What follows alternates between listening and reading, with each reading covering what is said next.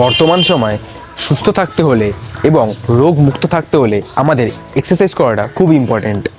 কিন্তু অনেকের প্রবলেম থাকে যে আমার তো অতটাও সময় নেই এক্সারসাইজ করার মতন, বা আমার তো জিমে টাকা খরচ করার মতো অতটা আর্থিক অবস্থা ভালো নেই। তো আমরা কি করতে পারি? আজকে আমি তাদের জন্য নিয়ে এসেছি 4টে বেস্ট হোম ওয়ার্কআউট, যেগুলো আপনারা ঘরে মোটামুটি আধ ঘন্টা থেকে 45 মিনিটের মধ্যে পারফর্ম করতে পারবেন এবং একটা সুস্থ জীবনযাপন পালন করতে পারবেন। আজকে আমরা শুরু করব প্রথম ওয়ার্কআউট আমাদের, সেটা হচ্ছে পুশ আপ। পুশ আপের সম্বন্ধে আপনারা সবাই কম বেশি জানেন। তো যে কোনো ওয়ার্কআউটের ক্ষেত্রে বা একটা শরীরের বেস তৈরি করার ক্ষেত্রে পুশ আপটা হচ্ছে একটা বেস্ট ওয়ার্কআউট। তো চলুন আমরা শুরু করি। যাদের কাছে ম্যাট আছে তারা ম্যাট পেতে করতে পারেন, আমার কাছে ম্যাট নেই তাই আমি খালি মাটিতেই করছি।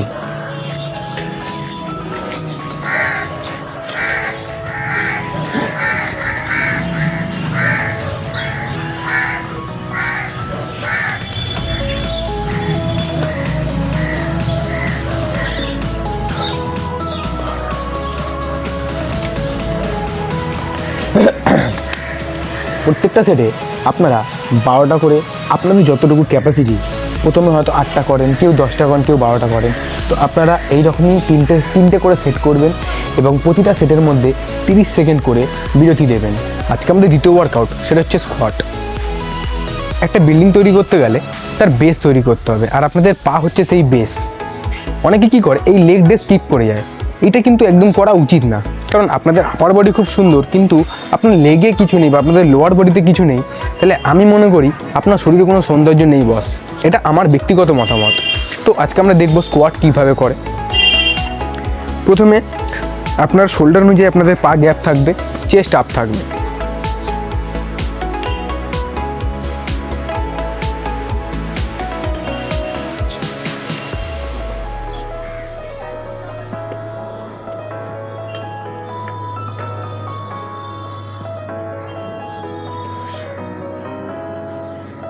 আপনারা 8, 10 কিংবা 12 এই 3টে রেপিটেশন মারতে পারেন। 3টে সেটে মারতে হবে আপনাদেরকে, আর প্রতিটা সেটের মাঝখানে 30 সেকেন্ড করে গ্যাপ থাকবে। আজকে আমাদের তৃতীয় ওয়ার্কআউট, সেটা হচ্ছে Hindu push up. Hindu push up, বা এটা অনেকেই চলতি বাংলায় এটা বলে যে বুক ডন মারা। তো আজকে আমরা জানবো যে হিন্দু পুশ আপ কী করে মারতে হয়। প্রথমে আমরা পুশ আপের পজিশনে যাব, আমাদের কোমরটা উঁচু থাকবে, তারপর আমরা এইভাবে পারফর্ম করব।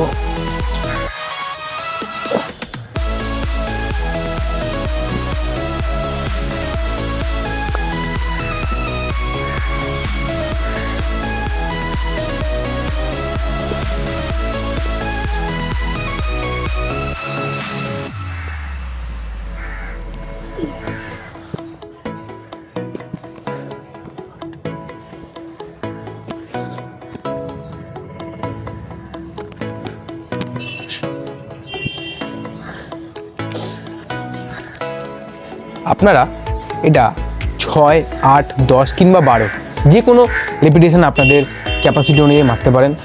3টে মারবেন, 30 সেকেন্ড করে গ্যাপ থাকবে। আজকে আমাদের চতুর্থ এক্সারসাইজ আর বেস্ট ওয়ার্কআউট, এটা আমার মনে হয়, সেটা হচ্ছে হনুমান দণ্ড। হনুমান দণ্ড এমন একটা এক্সারসাইজ যেটাতে আপনাদের ব্যাক, আপনাদের চেস্ট বা প্লাস আপনাদের একটুখানি মডারেট কার্ডিও হয়ে যাচ্ছে। তো চলুন আমরা দেখি কীভাবে সেই জিনিসটা পারফর্ম করতে হয়। হনুমান দণ্ড আমাদের পুশ আপের পজিশনে যেতে হবে।